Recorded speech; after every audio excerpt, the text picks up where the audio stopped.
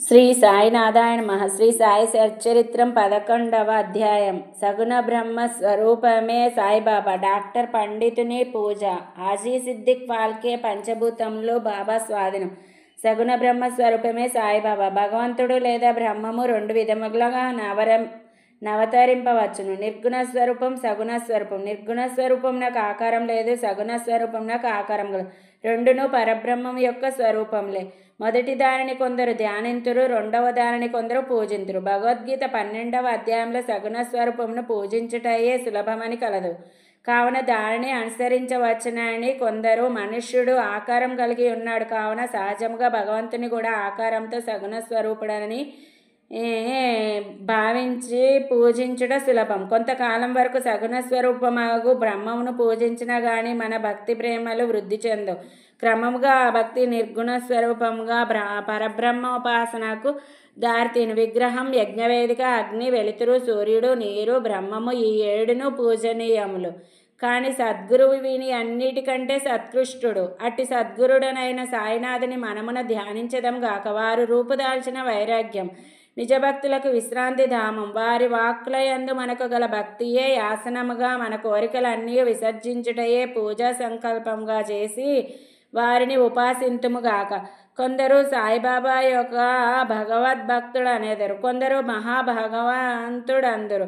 కానీ మాకు మాత్రం బాబా సాక్షాత్తు భగవంతుని అవతారమే. వారు క్షమాశీలురు, క్రోధరహితులు, రుజువర్తనులు, శాంతమూర్తులు, నిశ్చలులు, నిత్య సంతుష్టులు. శ్రీ సాయిబాబా ఆకారంతో కనిపించినప్పటికీ వాస్తవమునకు వారు నిరాకార స్వరూపులు, నిర్వీకారులు, నిస్సంగులు, నిత్యముక్తులు. గంగానది సాగర సంగమము చేయబోటకు ముందు దారిలో తాపార్తులకు చల్లదనాన్నిస్తూ, చెట్లు చేమలకు జీవాన్నిస్తూ, ఎందరో దాహార్తుల దాహాన్ని తీర్చుచూ సాగిపోతున్నట్లే సాయిబాబా వంటి మహాత్ములు తమ జీవన గమనములో జనులకు సుఖశాంతులను ప్రసాదించుచు జగత్తును పావనం చేస్తున్నారు. భగవద్గీత యందు శ్రీకృష్ణుడు మహాత్ములు తన ఆత్మయనియు తన సజీవ ప్రతిమయనియు తానే వారనియు వారే తాననియు నుడివి ఉన్నాడు. వర్ణింపనలవి కాని ఆ సచ్చిదానంద స్వరూపమే షిరిడీలో సాయిబాబా రూపమున అవతరించెను.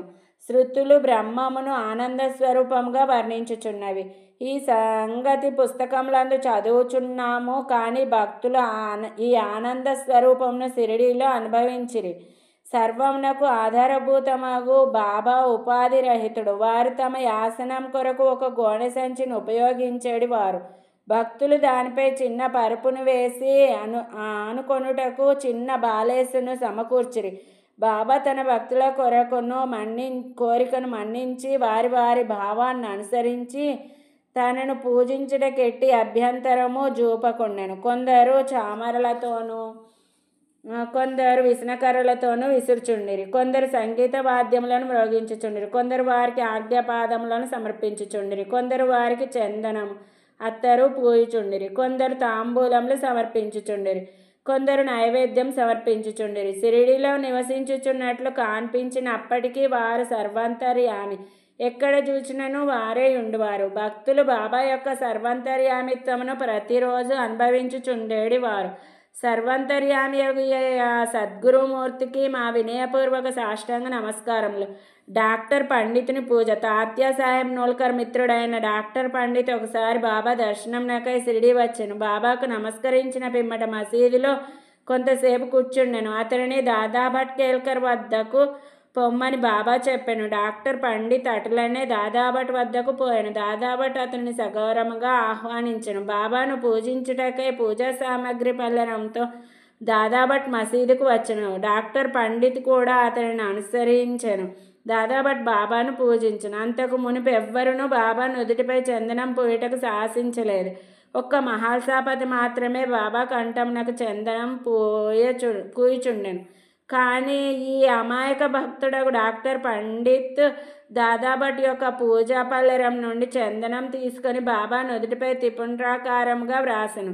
అందరికీ ఆశ్చర్యం కలుగునట్లు బాబా ఒక్క మాట అయినను అనక యూరకుండెను. ఆనాడు సాయంకాలం దాదాభట్ బాబాను ఇట్లా అడిగిన, బాబా, మేమెవరమైనా మీ నుదుటిపై చందనం పూయుదమన్నా నిరాకరింతరే. డాక్టర్ పండిత్ వ్రాయగా ఈనాడు ఎలా యూరకుంటిరి? అందులకు బాబా ప్రసన్నంగా ఇట్లా సమాధానం ఇచ్చాడు.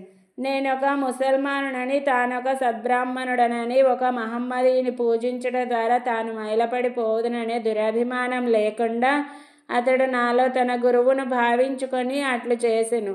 అతని నిష్కల్మష భక్తి నన్ను కట్టిపడవేసినది. అతనికి నేనెట్లు అడ్డు చెప్పగలను? దాదాభట్ ఆ తర్వాత డాక్టర్ పండితుని ప్రశ్నించగా అతడు బాబాను తన గురువుగా భావించి తన గురువును కొనరించినట్లు బాబా నుదుటిపై త్రిపుండ్రమును వ్రాసి తినేనెను. భక్తులు వారి వారి భావానుసారం తమను ఆరాధించుటకు బాబా సమ్మతించినను ఒక్కొక్కసారి వారు మిక్కిలి వింతగా ప్రవర్తించేవారు. ఒక్కొక్కప్పుడు పూజా ద్రవ్యముల పళ్ళెమును విసిరివేయచు ఉగ్రావతారమును దాల్చెడివారు. అట్టి సమయములలో బాబాను సమీపించుటకు కూడా ఎవరికీ ధైర్యం చాలేడిది కాదు. ఒక్కొక్కప్పుడు భక్తులను తిట్టుచుండెను. ఒక్కొక్కప్పుడు మైనం కంటే మెత్తగా కనిపించేడివారు. అప్పుడు వారు శాంతి క్షమలకు ప్రతిరూపం వలె కనిపించుచుండిరి. బయటకి కోపంతో నోగిపోవచ్చు కల్లెర చేసినప్పటికీ వారి హృదయం మాత్రం మాతృ హృదయం వలె అనురాగమయం. వెంటనే వారు తమ భక్తులను ప్రేమతో దగ్గరికి తీసి, నేనెప్పుడు ఎవరినైనా కోపించి ఎరుగను. తల్లి తన బిడ్డలను ఎక్కడైనా తరిమివేయునా? సముద్రం తనను చేరు నదులను ఎప్పుడైనా తిరగగొట్టునా? నేను మిమ్మల్ని ఎందుకు నిరాదరించదను? నేనెప్పుడూ మీ యోగక్షేమములనే ఆపేక్షించదను. నేను మీ సేవకుడను. నేనెప్పుడూ మీ వెంటనే ఉండి పిలిచినా పలుకుతాను. నేనెప్పుడూ కోరేది మీ ప్రేమను మాత్రమే అనేడివారు. హాజా సిద్దిక్ ఫాల్కే బాబా ఎప్పుడు ఏ భక్తుని ఎట్లా ఆశీర్వదించినో ఎవరికీ తెలియదు. అది కేవలం వారి ఇచ్చపై ఆధారపడి ఉండను. హాజీ సిద్దిక్ ఫాల్కే కథ ఇందుకు ఉదాహరణము. సిద్దిక్ ఫాల్కే అను మహమ్మదీయుడు కళ్యాణం నివాసి. మక్కా మదీనా యాత్రలు చేసిన పిమ్మట షిరిడీ చేరెను. అతడు చావడి ఉత్తర భాగంన బస చేసెను. 9 నెలలు షిరిడీలో నున్నను బాబా వారిని మసీదులో పాదం పెట్టనివ్వలేదు. అతడు మసీదు ముందున్న ఖాళీ జాగలో కూర్చొనిచుండెను. ఫాల్కే మిక్కిలి నిరాశ నిస్పృహలకు లోనయ్యాను. ఏమి చేయుటకు అతనికి తోచకుండెను. నిరాశ చెందవద్దని నందీశ్వరుని ద్వారా వెళ్ళిన శివుడు ప్రసన్నుడైనట్లు మాధవరావు దేశపాండే ద్వారా బాబా వద్దకు వెళ్ళిన అతని మనోరథం సిద్ధించుననియో కొందరు భక్తులు అతనికి సలహానిచ్చిరి. అటులేయని తన తరపున బాబాతో మాట్లాడమని శ్యామను ఫాల్కే వేడుకొనెను. శ్యామ ఎందులకు సమ్మతించి ఒకనాడు సమయం కనిపెట్టి బాబాతో ఇట్లనడు. బాబా, ఆ ముదుసలి హజీదిని మసీదులో కాల్పెట్టనీయవేళ ఎంతోమంది వచ్చి నిన్ను దర్శించిపోచున్నారు. ఆ హజీని మాత్రం ఎందుకు ఆశీర్వదించవు? దానికి బాబా ఇట్లని జవాబిచ్చాను. శ్యామ, ఇటువంటి విషయాలలో నీవింకా పసివాడివి. నీకు ఇవన్నీ అర్థం కావు. అల్లా కొననిచో నేనేమి చేయగలను? అల్లా మియా కటాక్షం లేనిచో ఈ మసీదులో పాదం పెట్టగలుగు వారెవ్వరు? సరే, నీవు వాని వద్దకు పోయి వారిని బారవి బావి వద్దనున్న ఇరుకు ఖాళీ బాటకు రాగలడేమో అడుగుము. శ్యామ పోయి హజీని ఆ విషయం అడిగి తిరిగి బాబా వద్దకు వచ్చి హజీ అందులకు సమ్మతించనని చెప్పాను. 40 రూపాయలు 4 వాయిదాలలో ఇవ్వగలడేమో కనుగొనమని తిరిగి బాబా అడిగాను. శ్యామ వెంటనే పోయి హజీ తాను 4 లక్షల కూడా ఇచ్చుటకు సిద్ధంగానున్నాడని జవాబు తెచ్చాను. సరే, మరలా పోయి వానిని ఇట్లా అడుగుము. మసీదులో ఈనాడు మేకను కోసెదము. వానికి దాని మాంసం కావాలనో వృషణములు కావాలనో కొనుగొనుము. బాబా వారి కొలంబా మసీదులో బాబా భిక్ష చేసి తెచ్చిన పదార్థం నుంచడి మట్టి పాత్రలోనున్న చిన్న ముక్కతోనైనా సంతృష్టి చెందదనని శ్యామ ద్వారా హాజీ బదులు చెప్పాను. ఇది వినగానే బాబా మిక్కిలి కోపంతో మసీదులోని కొలంబా నీటి కుండలను బయటకు విసిరివేసి తిన్నగా చావడిలోనున్న హజీ వద్దకు పోయి తన కఫ్నీని పైకెత్తి పట్టుకొని తీవ్ర స్వరంతో నన్ను గురించి ఏమనుకొనుచున్నావు? నీవేదో గొప్పవాడివనా? పెద్ద హజీవనా? గొప్పలు పోవచ్చు ఏమేమిటో వదులుచున్నావే నా దగ్గర నీ ఆటలు. ఖురాను చదివి నీవు తెలుసుకున్నది ఇదేనా? మక్కా మదీనా యాత్రలు చేసి తినని గర్వంతో నేనెవరో తెలుసుకోలేకున్నాను అనుచు ఏమేమో ఇంకను అతనిని తిట్టి మసీదుకు మరలి పిల్లెను. బాబా ఆగ్రహావేశాలను చూచి హజీ గాబరా పడెను. ఆ పిమ్మడి బాబా కొన్ని గంపల మామిడి పండ్లను కొని వాటిని హజీకి పంపాను. తిరిగి హజీ వద్దకు వచ్చి తన జేబులో నుంచి 55 రూపాయలు తీసి లెక్కపెట్టి హజీ చేతిలో పెట్టాను. అప్పటి నుంచి హజీని బాబా ప్రేమాదరములతో చూచుచూ భోజనమునకు పిలుచుచుండెను. హజీ ఆనాటి నుండి తనకిష్టం వచ్చినప్పుడెల్లా మసీదులోనికి వచ్చి పోచుండెను. బాబా ఒక్కొక్కప్పుడు వానికి డబ్బునిచ్చుచుండెను. బాబా దర్బారులో అతను కూడా ఒకడయ్యను. పంచభూతములు బాబా స్వాధీనములు. బాబాకు పంచభూతములు స్వాధీనములని తెలుపు రెండు సంఘటనలను వర్ణించిన పిమ్మటి ఈ అధ్యాయంను ముగించదును. ఒకనాడు సాయంకాలం షిరిడీలో గొప్ప తుఫాను సంభవించెను. నల్లని మేఘములు ఆకాశమును కప్పెను. గాలి తీవ్రముగా వీచెను. ఉరుములు మెరుపులతో కుంభవృష్టి కురిసెను. కొంతసేపటికి నేలయంతయు జలమయమయ్యను. పశుపక్షాది జీవకోటితో సహా జనులందరూ మిక్కిలి భయపడిరి.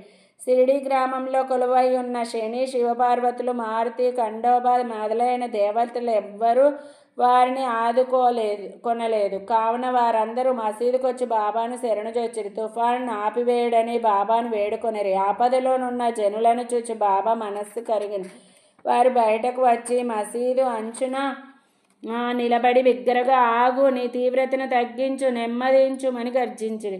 కొన్ని నిమిషంలలో వర్షం తగ్గెను. గాలి వీచడం మానెను. తుఫాను ఆగిపోయాను. చంద్రుడు ఆకాశంలో కనిపించెను. ప్రజలందరూ సంతృష్టి చెంది వారి వారి గృహములకు పోయిరి. ఇంకొకప్పుడు మిట్ట మధ్యాహ్నం దునిలోని మంటలు అపరిమితముగా లేచెను. మంటలు మసీదు కప్పుకున్న దూలంలకు తాకునట్లు ఎగియుచుండెను. మసీదులో కూర్చున్న వారికి ఏమీ చేయుటకు తోచలేదు. దునిలోని కట్టెలు తగ్గింపుడానికి కానీ నీళ్లు పోసి మంటలు చల్లార్పుడు గాని బాబాకు సలహానిచ్చుటకు వారు భయపడుచుండిరి. వారి భయాందోళనలు బాబా వెంటనే గ్రహించి తమ సటకాత ప్రక్కనున్న స్తంభంపై కొట్టుచు, దిగు దిగు, శాంతించుము అనిరి. ఒక్కొక్క సటకా దెబ్బకు కొంచెం కొంచెం చొప్పున మంటలు తగ్గిపోయి దుని యథాపూర్వం అమితముగా మండసాగిను. భగవదవతారమైన శ్రీ సాయినాథుడట్టి వారు వారి పాదములపై పడి సాష్టాంగ నమస్కారం చేసి సర్వస్య శరణాగతి వేడిన వారినెల్లా వారు కాపాడెదరు. ఎవరైతే భక్తి ప్రేమలతో ఈ అధ్యాయంలోని కథలను నిత్యం పారాయణ చేసెదరో వారు కష్టములన్నింటి నుండి విముక్తులగుదురు. అంతేగాక సాయి యందే అభిరుచి భక్తి కలిగి త్వరలో భగవత్ సాక్షాత్కారమును పొందెదరో వారి కోరికలు అన్నీ నెరవేరి తుదకే కోరికలు లేనివారే ముక్తిని పొందెదరు. 11వ అధ్యాయం సంపూర్ణం. సద్గురు శ్రీ సాయినాథార్పణమస్తు. శుభం. Thanks for watching Devotional Updates channel. Please like, share and subscribe to this channel for more updates. Thank you.